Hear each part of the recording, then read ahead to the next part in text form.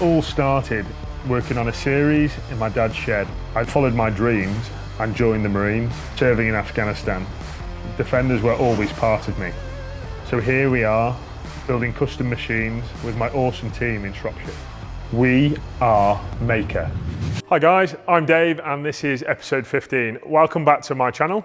This is the Mahker workshop and I'm going to tell you today a little bit about what goes on in this workshop. This week we've had this 130 in here. These 130s are a rare beast and this one has a bit of a sorry tale to be told about it. So it arrived with lots of clunks, clacks. I think it's done about 150k. The gearbox has had to be replaced. The transfer case has had to be replaced. But while we were at it, Niall, a customer of ours, bought these wheels and tyres off my dirty 130. We decided to then match the car to suit the wheels and tyres. So the arches have gone on, the Fox shocks have gone on, the lifted springs have gone on. We've given this car some nice little touches when it comes to adrenaline arms, adrenaline shock mounts, basically making it user-friendly and also a bit more fun. So he's a young guy and wants it quirky.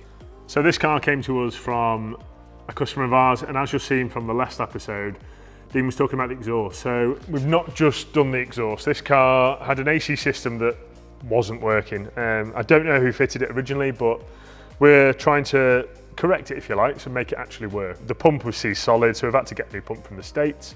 We've put some nice new jig pipe work in to basically transfer the gases from the pump to the bulkhead kit and from the bulkhead kit to the condenser to actually make the cabin cool.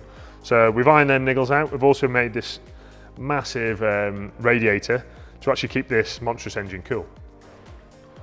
All right, so this is a 300 TDI 110 we're doing for Kingsman. It's going out for export.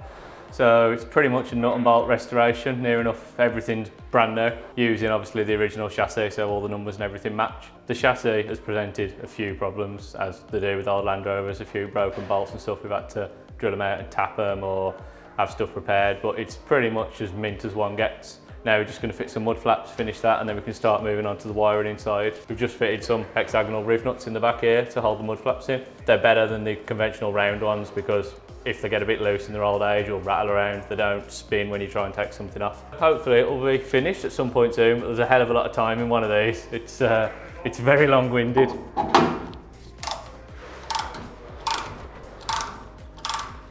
For those of you that follow our channel, you would have seen this car in various stages of, well, progress really. So we've started with the original chassis. We've built it up from scratch.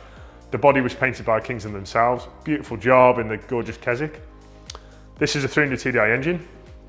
This engine has been fully restored, so down to the bare crank. The crank had a polish. The block was decked and bored. We contacted Alisport. They've made us this beautiful cooling package. And as you can see here, attention to detail, even down to these brake lines. Steve made these, our new boy. He's made a fantastic job of them. The cage is absolutely looking perfect now. So the finishing plan on this car would be to put the Mon-Air hood on. That's going to be a beautiful sand colour. Once that goes on, the car is nearly ready to ship then. So we'll probably do a few shakedown miles and then it's hand it over to the guys at Kingsman and let them polish it. So this is Project Cerberus. It's coming to the end of its build, near completion now. We're just going through today what we call a snag list. So it's something that we do. It's like, you know, we check every single nut and bolt on the car. We check things like the wheel bearings, the brake pads. Although it's all new and the car's been test driven, we just like to go through it all again, double check everything. There's a mark on each nut and bolt, so when a bolt is tightened to spec, to torque, it's paint penned, and then we go around, double check, make sure everything. It's a really good visual indicator to know that if a bolt has come loose during its first initial test drive. During our snag list, we sort of spotted that the anti-roll bar probably wasn't at the optimum angle for what we wanted with the car at its correct ride height. So we've made some modifications to that today as well, just to keep the vehicle handling correctly. So here's the anti-roll bar that we've modified. If you see this dropper bracket here, we've basically changed the angle of this anti-roll bar so that when the car's at its optimum ride height, obviously this car's on air, it's on airbags. So once it's at its optimum ride height, this anti-roll bar is flat, it's parallel, which is the best really for the vehicle. So some of the things during this build that we've included is, if you have a look here, this nice black exhaust. This is ceramic coated from the headers back. This one's got titanium headers, so they've not been coated. This is really good for keeping the temperature down on the bottom of the vehicle, you know, keeping your passengers' feet and legs not getting too hot, because obviously V8s run fairly hot.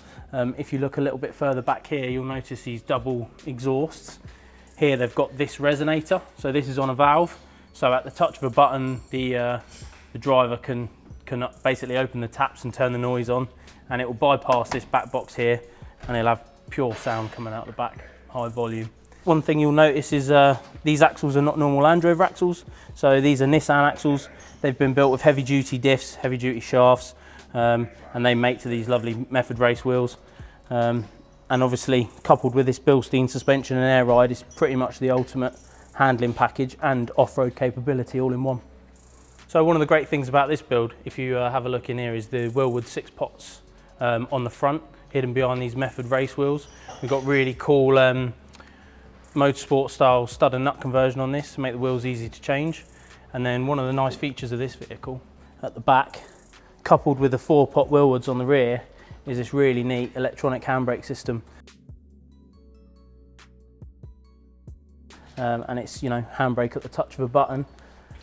And normally on a Land Rover it's here on the transfer case. This has got a really awesome heavy duty USA transfer case on it. So that's kind of where the idea came from for the electronic rear handbrake. So guys, Wombat has taken progress by storm. So we finished this beautiful exhaust system. Remember Andy from Shropshire Powder Coating? He has put this beautiful Cerakote ceramic coating on these tips. The customer wanted a lovely black finish. Satin, basically a nice contrast between this very bold paint job. So we chose the Cerakote coating, basically just because it looks the absolute nuts. And from behind, this car really does look the business. So when the wheels are on, it's just a fair monster. Sam has made a beautiful job of this exhaust. Really proud of him. And we've also put this monster fuel tank that's, I think it carries another 30 litres over standard. So with this being a bit of a fire breathing machine, it's certainly going to be thirsty. Progress has taken form and she's really starting to come together. And hoping for the next episode, we're going to get this beast up and running and around the estate. So make sure you tune into, I think it's episode 16.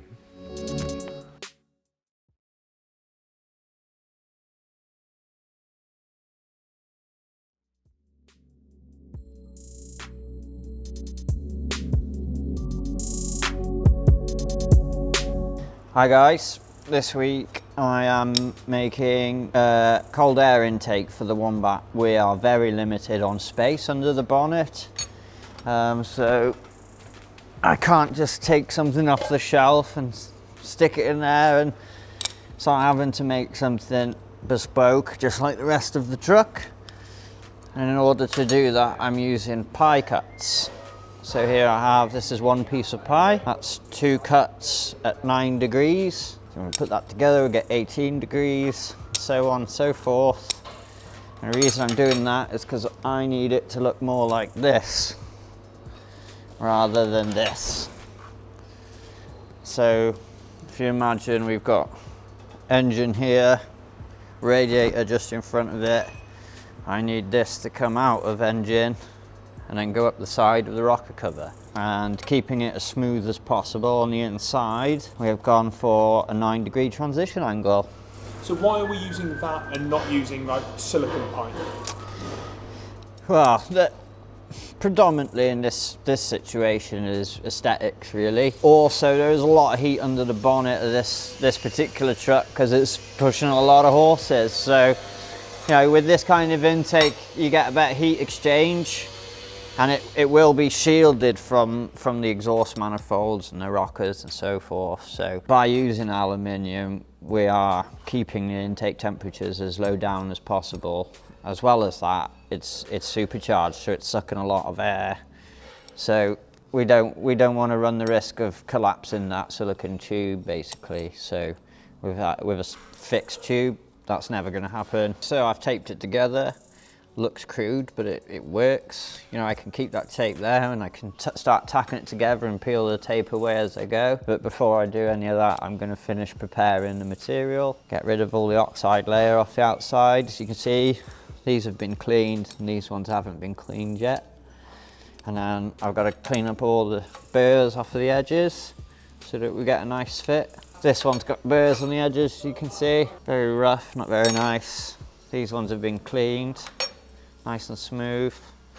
And if you look, if we stick that together now, we get a perfect join there, which means that when it comes to welding, we're not having to push quite as much filler material in, which means that there is less protrusion on the inside. So the whole intake run is much smoother, which is what we want. That's what we want. Keep it efficient, keep it cool. Engine's happy, we're happy.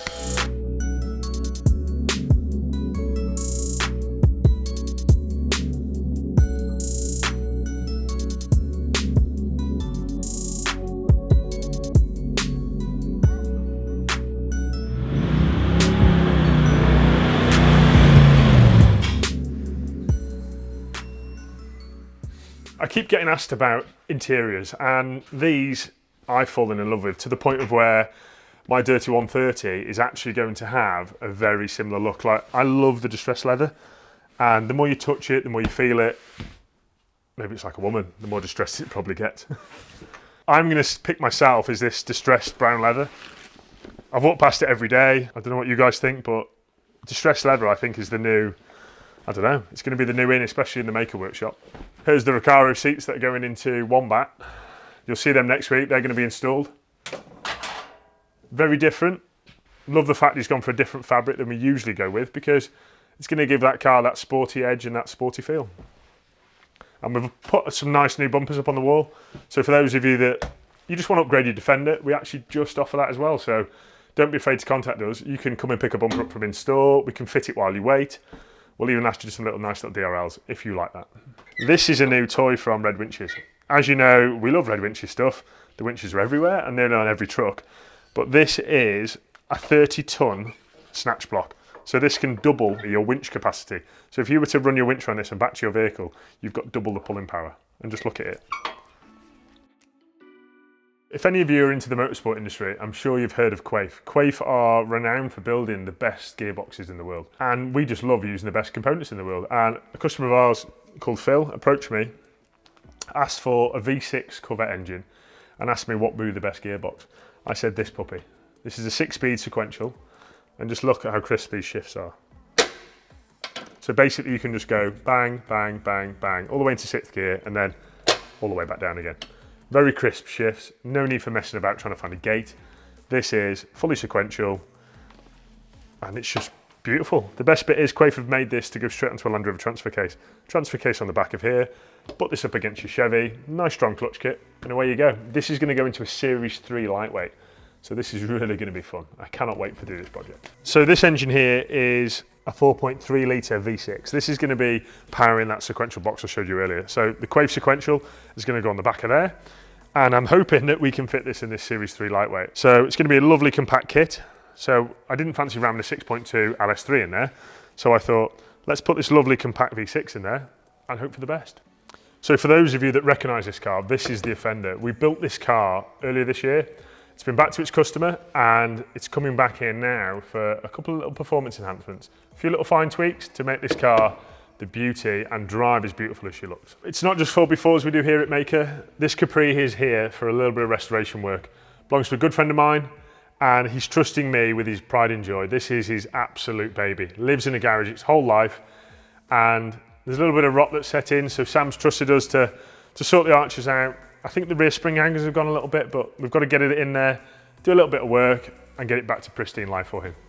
So this car requires a little bit of welding.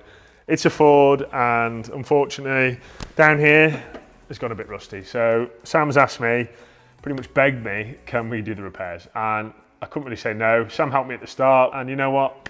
It's my time to return the favour. So thanks, Sam, and we're going to have this car back up to scratch and through its next MOT, get rid of the old bull rot, and we'll make it pretty again for you, mate.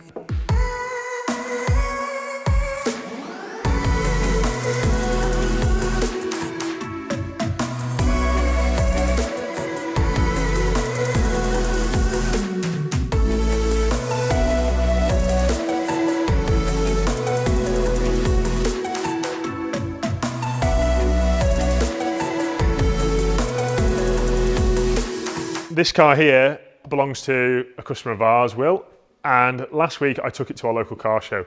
anything goes car show in Whitchurch. It's a must go to. If you're from Shropshire or the surrounding areas, make sure you go there next year.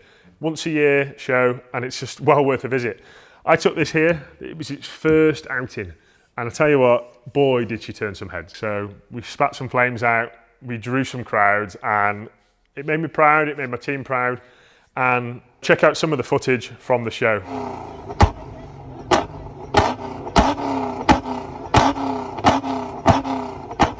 This is the LT490.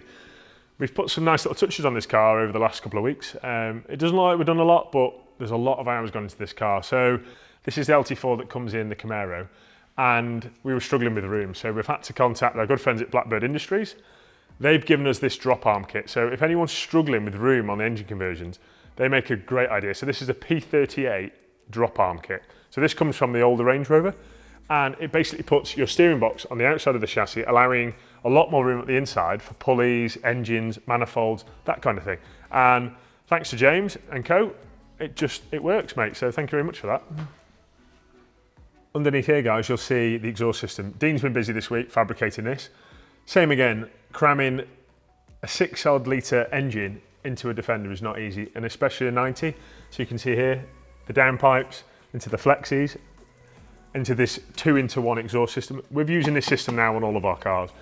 Good friends at Elinox make this cam for us, and I tell you what, boy does it make our life easy. This inside this box contains an X-pipe. You'll see that on the earlier episodes that Dean was describing last week. Saves lots of room, but it makes these engines reserved, but also sound fantastic at higher RPM. So this is our bolt-in cradle. So for those of you that haven't seen this before, this allows you to put an LS3 Tremex 6-speed gearbox into a Defender chassis with no welding at all. And how impressive is that?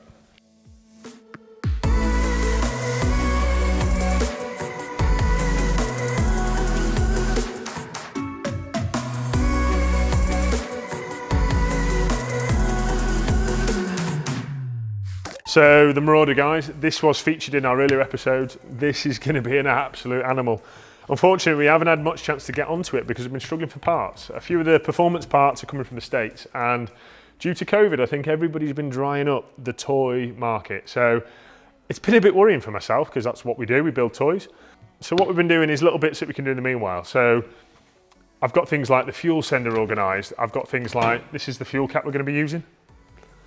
And at the back here, we thought, what can we do for a fuel tank for a car that looks so cool? So we came up with this beer barrel idea. So this beer barrel, I contacted a friend at local pub. I was like, dude, I need a big barrel. I want it to have character. I don't want a new one. I don't want a pristine tank on this thing. So I thought, I need to get together with Owen, who owns this car, and I thought, we need to make something cool. So this little filler neck's going to go on the top, along with the sender unit. On the right here is going to live the fast fuel pump system. I've just bought some beautiful stainless steel jig fittings to go on there. And we just want to make this car unique, different, to suit its whole persona. Like, look at it. How badass is that car?